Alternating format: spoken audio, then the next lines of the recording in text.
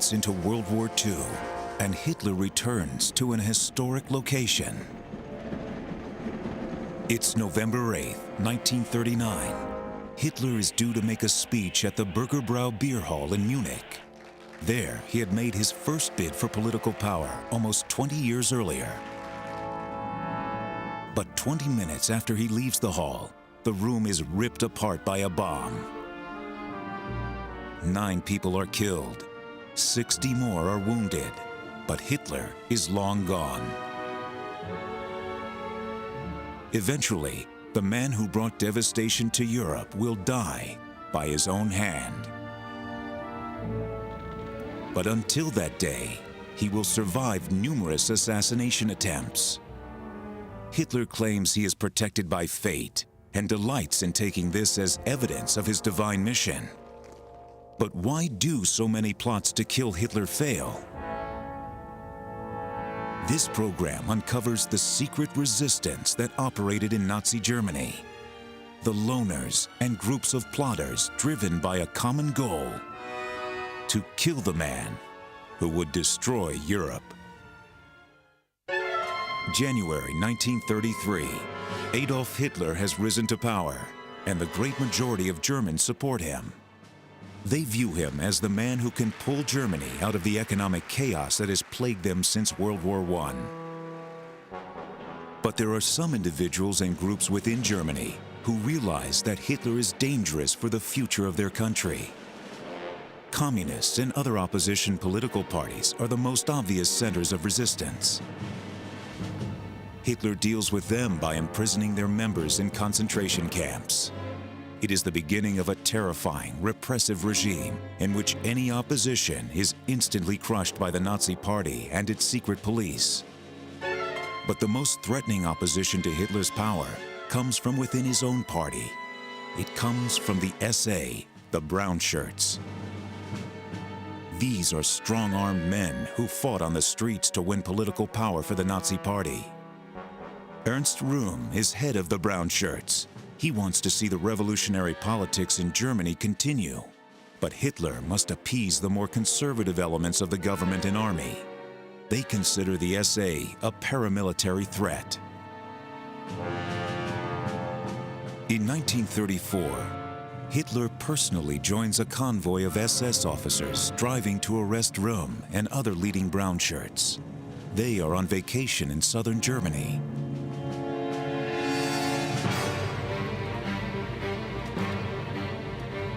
Röhm is accused of treason and imprisoned.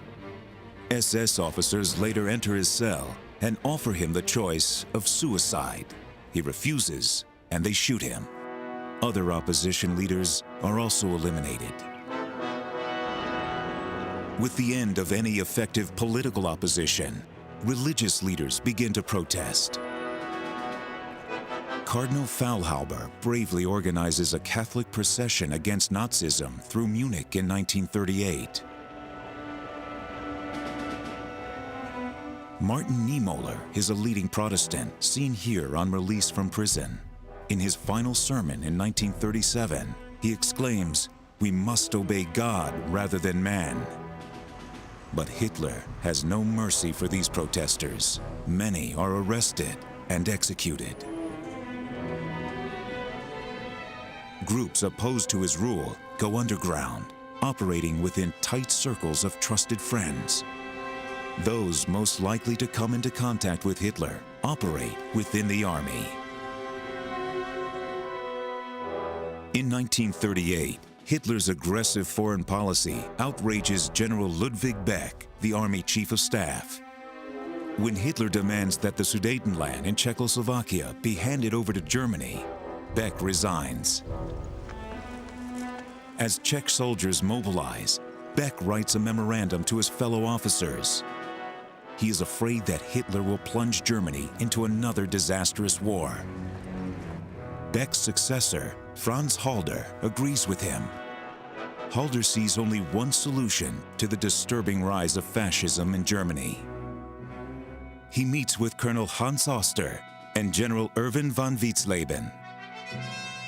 The three men draw up a plan to assault the Chancellery and kill Hitler.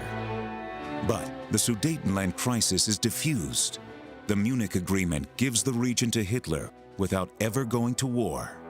Halder halts his plans. By now, other individuals realize that only Hitler's death would stop the growing juggernaut. These individuals are all loners who manage to slip through security and get surprisingly close to their target. Maurice Bavard is a Swiss theology student who pretends to be a great admirer of the Führer.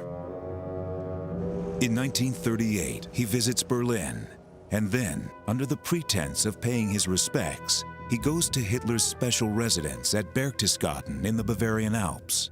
But the Führer is too busy to meet with him. There is one date that Bavard knows Hitler will keep: the anniversary of the Beer Hall Putsch of 1923. This is the place in Munich where Hitler first made his bid for power. There, Hitler fired a pistol in the air and declared the start of a revolution. The putsch came to nothing, and Hitler was arrested, but it gave him tremendous publicity and set him on the path to political power. Bavard buys a ticket for one of the viewing stands on the parade route that Hitler and his Nazi veterans will take. The dictator approaches. Bavard fingers the pistol he has recently bought. He is close to the procession, but there are too many bodyguards around Hitler for him to get a good shot. Undaunted, Bavard continues to shadow Hitler throughout Germany, but he begins to run out of money. On a train bound for Augsburg, he is stopped and arrested for traveling without a ticket. His pistol is discovered. In prison, the Gestapo questions him relentlessly. After brutal interrogation, he admits his plan. He is tried by a people's court and sentenced to death. 3 years later, he is beheaded.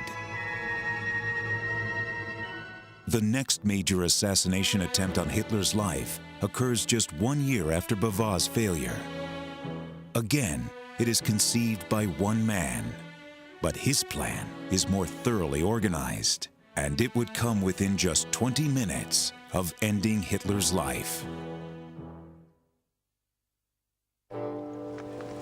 September 1939. As Hitler invades Poland, other European powers can no longer stand by as the Third Reich expands.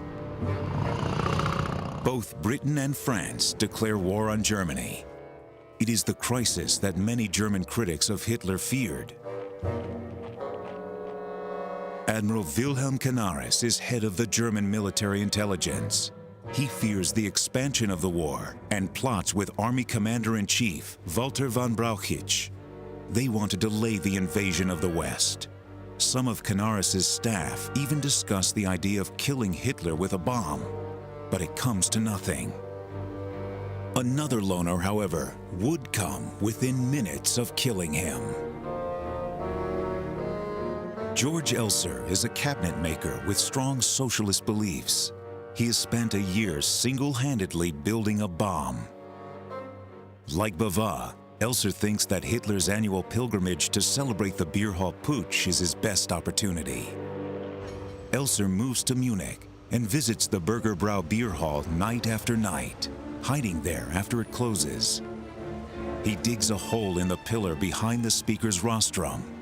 In it, he puts the time bomb he has built himself. Hitler is expected to still be talking at 9:20 p.m. on November 8th. Elser sets the timer on his bomb. The day arrives, but at the last moment, the dictator changes his plans. He finishes his speech early and leaves before scheduled. 20 minutes later, the bomb explodes. 9 people are killed and 60 injured. Hitler most certainly would have been killed by the explosion. He visits those who were wounded. His own amazing survival only confirms his belief that fate is on his side. Hitler takes the assassination attempt very seriously and has a propaganda event staged around it. The bodies of the dead are put on public display, and crowds of Germans pay their respects. Hitler personally consoles the families of the victims. The same night as the explosion, Elser is arrested as he crosses into Switzerland. Under Gestapo interrogation, he confesses to the assassination attempt and even reconstructs the bomb for the Nazis. Elser is imprisoned in Dachau concentration camp. He survives most of the war, but in April 1945, he is executed. German newspapers proclaim that the SIS, the British Secret Intelligence Service, is directly involved with the Elser plot. In retaliation, Nazi intelligence sets up a snatch operation at the Dutch border crossing near Venlo. German agents pretend to be Allied sympathizers. They convince two British SIS agents that they can introduce them to a German general organizing a plot against Hitler. At the border, the two British agents, Major Richard Stevens and Captain Sigismund Payne-Best, are jumped, thrown into a car, and taken to Germany. The British are now suspicious of any German claiming to be opposed to Hitler. The Fuhrer, it appears, is too popular in Germany for an assassination attempt to be carried out easily. As World War II enters its second year, opposition to Hitler within the army is maintained by a small but close-knit group of officers. Former Army Chief of Staff Ludwig Beck forms a group known as the Black Orchestra. Along with retired Field Marshal Erwin von Witzleben, General Henning von Tresckow, Count von Helldorf, head of the Berlin police force, and Ulrich von Hassel, former German ambassador to Rome. Another group of both civilians and army officers is headed by statesman Helmut von Moltke. He and his fellow conspirators meet on his family estate at Kreisau in Siberia. They are called the Kreisau Circle. Yet despite these two groups, opposition within Germany is at a low. 1940 is the year of Hitler's greatest military success. In a rapid blitzkrieg campaign, he conquers the Netherlands, Belgium, and France. It is a dazzling victory and silences the objections of his opponents. It seems that Hitler can do no wrong. But then he makes his greatest mistake. It is one that will galvanize his opponents and lead to both the greatest attempt on his life and the shattering of the entire Nazi regime. June 1941, Operation Barbarossa. Nazi Germany launches the greatest ground offensive in history against Russia. Joseph Stalin's Soviet Union is crumbling before him. Hitler considers himself a god of war. Why should anyone want to kill him? But by the end of 1942, Hitler is halted outside Stalingrad. It is the beginning of a great Soviet counteroffensive. German military support begins to waver. Would-be assassins who have remained dormant during Hitler's years of success are encouraged. One group of German officers is determined to either arrest the dictator or kill him when he visits their headquarters at Poltava on the Eastern Front. But at the last moment, he changes his flight, and the plot is abandoned. A month later, near Smolensk, two British clam explosives are disguised as bottles of brandy. They are handed to a member of Hitler's personal staff. He then boards an aircraft that will take the Fuhrer home from a visit to the Eastern Front. The plane takes off, with Hitler and bomb on board. The bomb is timed to explode half an hour into the flight. 2 hours later, the plotters hear that Hitler has landed safely at Rostenburg. An officer is sent to retrieve the bomb before it is discovered. It seems the low temperature in the plane's storage bay prevented the detonator from igniting the plastic explosive. Just 2 weeks later, Hitler's miraculous luck is tested again, this time by Colonel Rudolf von Gersdorf, another member of the growing number of military dissenters. At a viewing of the Berlin Museum, von Gersdorf plans to blow himself up alongside the Führer. In the pockets of his greatcoat, he places 2 bombs. But Hitler passes quickly through the exhibition. Von Gersdorf runs to the nearest lavatory and removes the fuse just in time.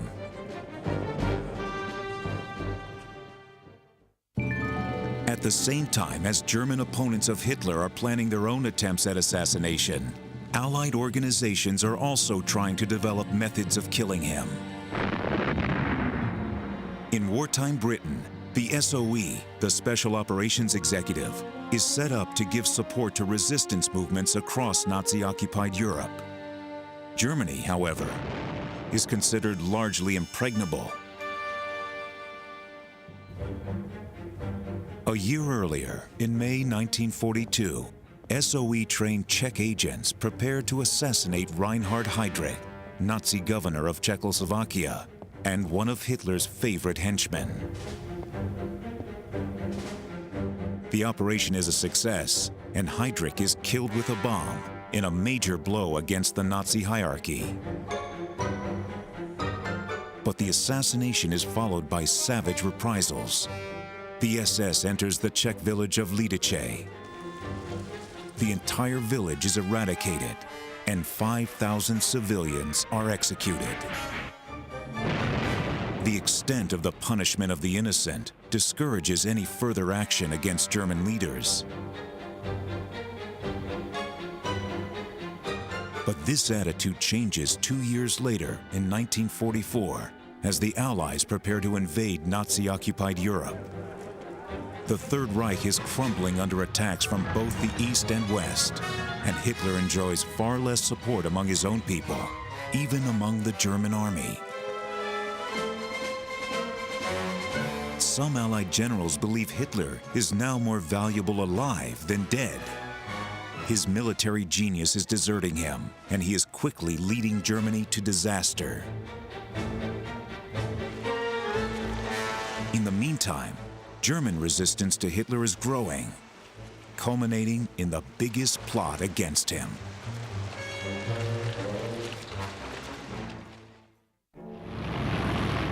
On July 14, 1944, Hitler flies into the Wolf's Lair, his East Prussian headquarters at Rostenburg. Hundreds of prison laborers have reinforced the headquarters, turning it into a concrete fortress. Extra security fences are being erected. Hitler sleeps in temporary barracks until his Führer bunker is ready. On the morning of July 20th, he rises earlier than normal. That afternoon, his friend and fellow dictator Benito Mussolini will arrive. Hitler reschedules his daily war conference meeting with his generals so that it will finish before his guest's arrival. Many of his leading war organizers are scheduled to attend.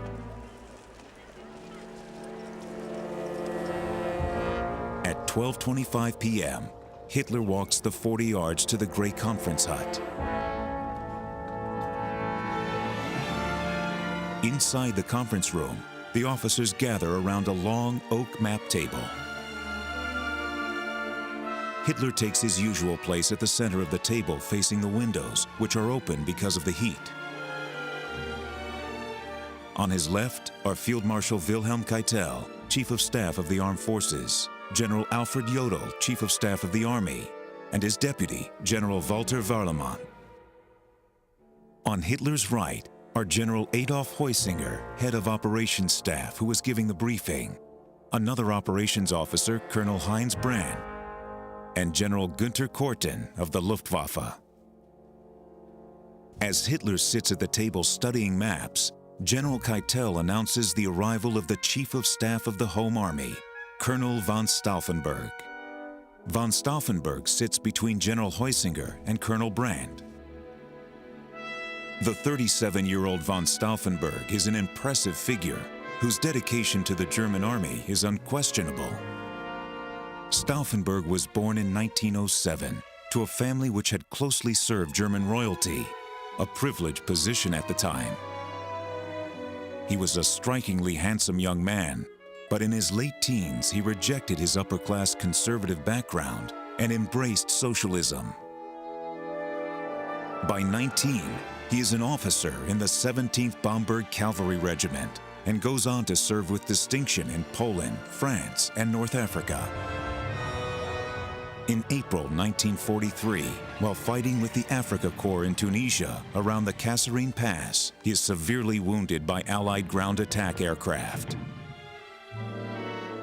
He loses one eye, over which he wears a patch, and his right hand and half of his left. While recuperating, he begins to loathe the Nazis and their totalitarian leader. He is determined to rid Germany of this disastrous regime. His wife recalls his feelings. After he was really partly recovered, then it began that he got a sort of call to Berlin, and I very soon noticed that there was something going on and told him, and he told me about this plot. But he never told me that he was doing the deed himself. Stauffenberg returns to service as Chief of Staff of the Army Ordnance Department in Berlin. But this time, he has a new purpose. Through his cousin, he makes contact with the Kreisau Circle, headed by Helmut von Moltke. They meet at Kreisau, where they discuss various plans to remove Hitler. In January 1944, von Moltke is arrested, and Stauffenberg takes over his position as leader of the conspiracy against Hitler. With suspicions rising against von Moltke's associates, Stauffenberg has to move fast. In a calculated move, he becomes Chief of Staff to General Fromm, commander of the Home Army in Berlin, a position that gives him access to the Fuhrer at the War Conference meeting on July 20th. Stauffenberg and his colleagues have been preparing for this moment for months. At some point during the meeting, Stauffenberg mumbles to Keitel that he must make a telephone call to Berlin. Sliding his briefcase under the table, he leaves the room. Unknown to anyone, the briefcase contains a bomb. But as soon as Stauffenberg leaves, Colonel Brandt moves it behind one of the solid oak legs of the table, away from Hitler. Stauffenberg exits the hut and walks towards his staff car. Behind him, the conference room explodes in a flash of yellow light. He leaves the headquarters ready to launch the second part of his plan and take on the rest of the Third Reich.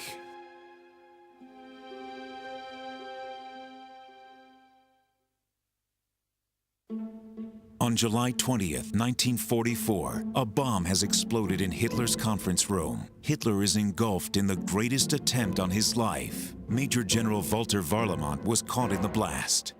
Hitler was lying on the big oaken conference table with almost the whole of its length when the bomb exploded. I myself must have blacked out, though only for a fraction of a second.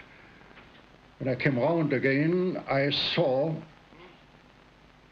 and my first look naturally went to Hitler, that he turned away from the conference table and went to the door right behind him, supported by Field Marshal Keitel.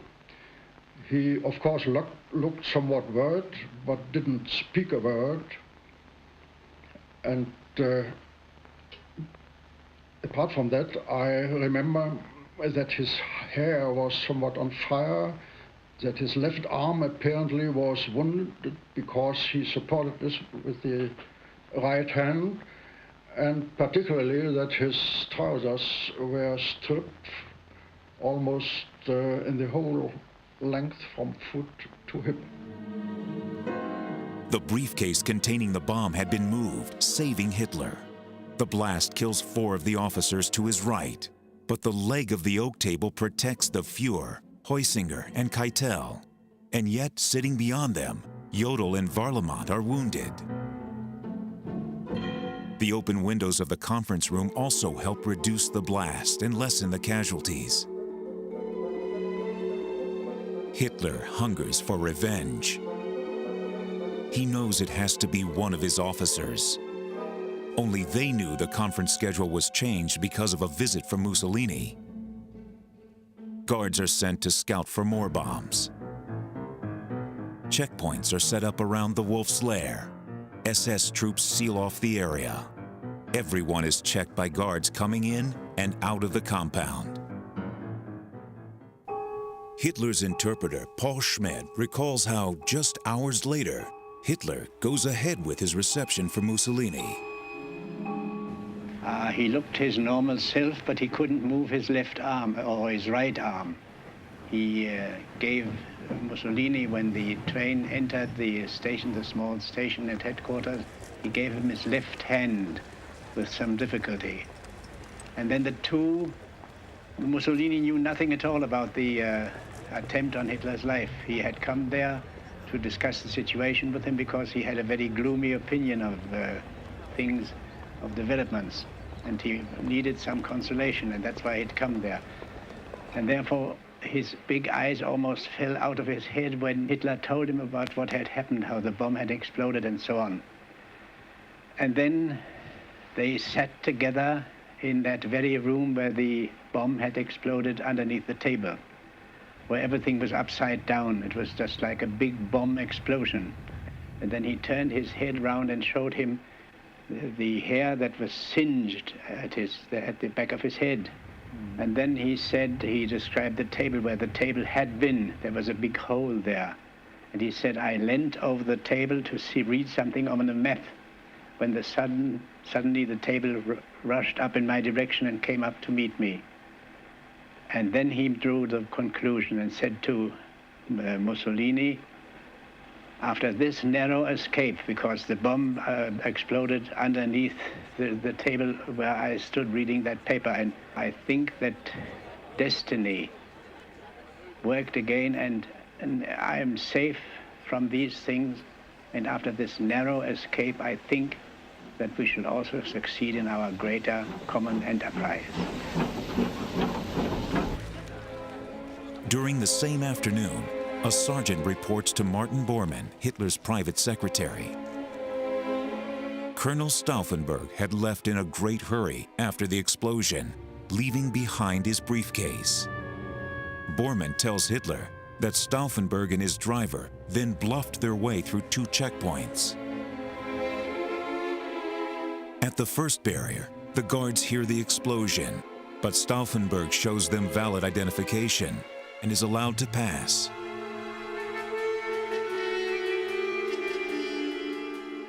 At the second barrier, Stauffenberg's car is halted. Angrily, he has to step out of the car and telephone one of the headquarters officers and is given permission to pass. From there, Stauffenberg's car drives through the Prussian forest of Gorlitz. The driver is seen throwing a brown paper package out of the car. It is later found to contain 75 grams of explosives and 2 detonators. By 1:15 p.m., Stauffenberg and his driver board an aircraft to Berlin, ready to launch the second phase of the plan. As far as they know, the Führer is dead. In Berlin, events are moving quickly. General Friedrich Olbricht, Stauffenberg's superior and co-conspirator, proclaims a state of emergency. Key points in the capital are seized by sympathetic soldiers. But it is in effect a coup d'etat aimed at the Nazi hierarchy. Olbricht orders Major Otto Rehmer to seal off the government quarter with his troops. But Raymer, loyal to the Fuhrer, refuses to believe that Hitler is dead. A few hours later, Raymer receives a call from Hitler. "They tried to kill me," he says, "but I am alive. You are to restore order in Berlin for me." Raymer turns the ministry into a command post and informs all military units in Berlin they are under his control. Propaganda Minister Joseph Goebbels then addresses the Fuhrer's faithful troops, telling them of the plot to assassinate the Fuhrer. Dr. Hans Gisavius, a co-conspirator, recalls how Stauffenberg's plan begins to crumble. Then it was a performance you will never forget in your life. If somebody comes who just was supposed to have killed Hitler, he really was a master of the different rooms, and he rushed from one room to the other, and you heard the telephones ring. It was a permanent ringing from Paris, from Königsberg, from Vienna, wherever you liked. Maybe he made a certain overstatement and said, "Oh, he's dead," and "Oh, Keitel is lying." But in any case, he mastered that business to convince the reluctant phoners on the other side of the telephone. But as messages go back and forth across the Third Reich, the Nazis are closing in on the conspirators. I had certain trouble with Stauffenberg because the plans had failed. We had missed a lot of time. So I said during the hours in the Bendler Street to Stauffenberg again and again, "Stauffenberg, let's go ahead. Let's not wait till the troops are in. Let's start that whole business with the newscast. After all, that will be then something, if all other things fail, that we have gotten our version of the day in the air." But here you see the typical problem of an officer, staff officer, at least a German staff officer. Even this dynamic Stauffenberg did not like that idea. You see, he said, "No, we have made that plan, and orders are orders, and the troops will do their job, so it does not matter whether we do it in 1 hour or hour later." And so we missed that chance. Actually, the broadcasting house was not protected by SS guards, and we should have gone into it, and nobody had prevented it. It's a pity that this did not happen. At the Berlin War Ministry, Stauffenberg and other key conspirators are surrounded. They include Ulbricht, Werner von Heften, Merz von Kavernheim, and General Ludwig Beck, who would have assumed the role of head of state if Hitler was dead. With no way out, and their coup snuffed out by Goebbels and Raymer, they can do nothing but await their arrest. Goebbels has saved Berlin for Hitler. General Fromm leads the arresting party.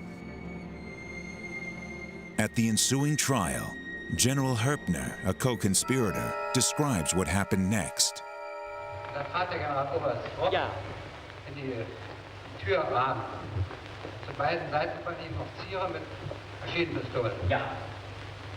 Was? Welches Zimmer war das? Das Dienstzimmer vom Generaloberst Fromm. Das Dienstzimmer vom Generaloberst Fromm.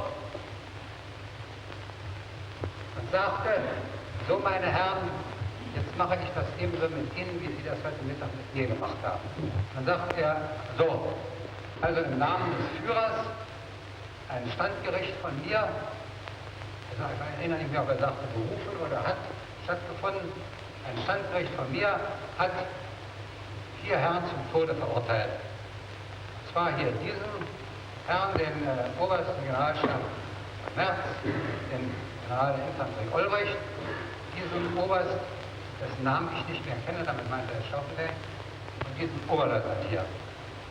Ich sagte noch zu der, so, Sie, Oberleutnant, hast also einen von den Herren, die neben ihm standen, Sie nehmen ein paar Leute und werden Sie sofort unten im Hof dieses Urteil sofort vollstrecken.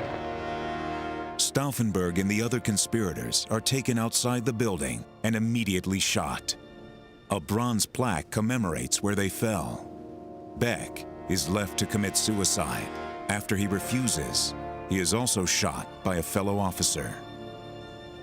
At 10 p.m. the same night, Hitler records a broadcast to the German people. He tells the nation of the assassination attempt and his miraculous survival. The most determined German plot to kill Hitler has failed.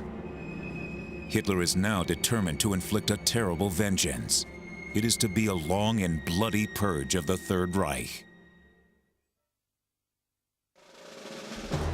A July bomb plot to assassinate Hitler was the closest any group of German conspirators come to killing him. But the plot fails. The day after, Hitler is already planning a terrible vengeance.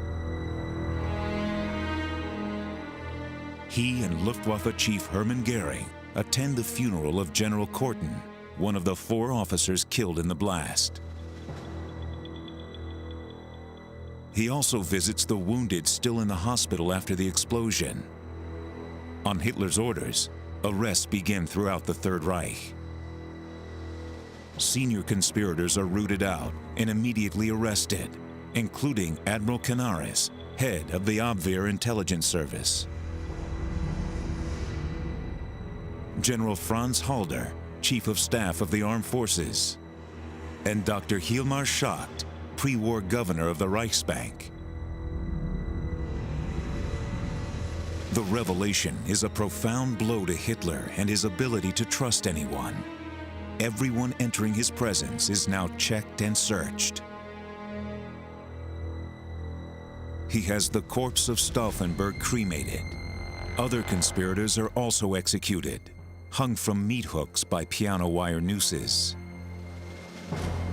Their last moments of agony are filmed for Hitler to see. Field Marshal von Kluge, commander of the armies of the Western Front, kills himself rather than face investigation in Berlin. Even Hitler's favorite general, Erwin Rommel, is implicated in the plot. He is given the choice of suicide in return for no reprisals against his family. He takes the poison and receives a lavish state funeral. But other conspirators are displayed at notorious show trials in Berlin. Retired Field Marshal von Witzleben is the highest-ranking officer on trial. As one of the opposition's earliest conspirators, he is humiliated by being stripped of his uniform and dressed in trousers with no belt to hold them up. Presiding Judge Roland Freisler takes particular pleasure in sentencing him. Wir sind und wofür wir leben, das Opfer unserer Krieger, Volk, Führer und Reich an unsere Feinde verraten. Sie werden mit dem Tode bestraft. Altogether, some 5,000 people are executed. By mid-1944, most Allied commanders are now convinced that Hitler is a liability to his own people, but British plans for his assassination move forward. It is called Operation Foxley. Its details have remained secret for 50 years until finally released by the British Public Record Office. Operation Foxley's plans center around Hitler's residence near Berchtesgaden. 4 options are considered. The first proposal involves the Führer's favorite drink, apple juice. A local anti-Nazi agent would infiltrate Hitler's kitchens and place a tasteless, odorless poison into the juice. The effects would slowly kill him after 6 or 7 days. SOE scientists also suggest the use of anthrax spores. The second plan involves shooting Hitler while on one of his regular walks. Secret papers reveal that 1 or 2 snipers would be dressed in German mountain soldier uniforms. They would lie in wait for Hitler as he walks to the tea house where he eats breakfast. Their sniper guns would contain explosive bullets.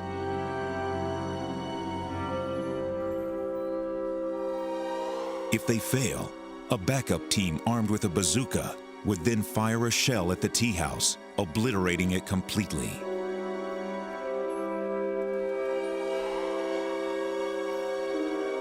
A third plan is to ambush Hitler's car as it leaves the Berghof, the bazooka team catching him as he drives along isolated mountain roads. A fourth plan is to drop a battalion of the Special Air Service on the Berghof. The paratroopers are to arrive under cover of an air raid and then overwhelm the elite guards. All these options are incredibly risky, bearing in mind Hitler's rapid changes of movement and the considerable strength of his security teams. There was just no prospect of getting close enough. And Hitler took a great deal of trouble about his personal security, having bothered about it a lot in the street fighting phase of the Nazi movement back in the 1920s, and was very good at suddenly changing his mind at the last moment, which made him an extra difficult task for any assassination team. Other assassination plans focus on Hitler's special armored train. A German prisoner of war detained by the British had been a steward on the train and gives detailed information on its layout to British SOE agents. Planting a bomb on board or contaminating the train's water supply with poison is considered. Hitler would then ingest the poison with his regular cups of coffee or tea. But the intelligence used to make these plans becomes quickly outdated, and by March 1945, such schemes are abandoned. In the end, the chiefs of staff decided that they would rather have Hitler where he was, taking the kind of lunatic decisions he took, to the dismay of his generals, and they didn't want him replaced by a competent general. April 30th, 1945. The center of Berlin is under assault from Soviet troops. Deep beneath the shell-shattered garden of the Reichschancellery, Hitler and Eva Braun retire to their suite inside the Führer bunker. At 3:30 p.m., a shot rings out. The few remaining Nazi staff step into the room to find that Eva Braun has taken cyanide and Hitler has shot himself. World War II in Europe is over.